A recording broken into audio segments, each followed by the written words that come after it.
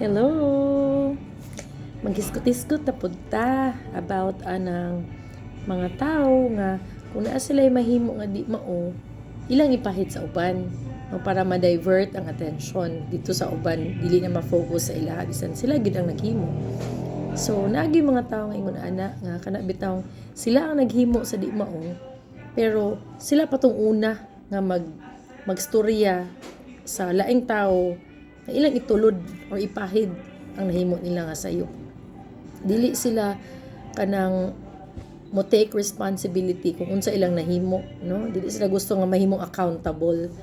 But atong tang hunahunahon nga whatever atong actions, nagi na siya accountability.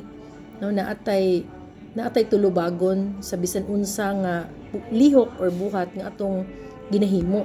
Tungod kay kita man ang responsible for that. So dapat atong angkunon, we'll take responsibility ana, dili kay atong ipahid sa uban para lang mahimo tang limpyo, mahimo tang kanang ma-appreciate ta bisan og dili gyud tinuod nga buotan ta or dili gyud tinuod nga naghimo tag sakto. Na masayop man jud ta, di man perfect ang tao, but kung masayop ta, all we have to do is accept nga nasayop ta. And there's always room for change. No, tanan makapasaylo ganing Ginoo.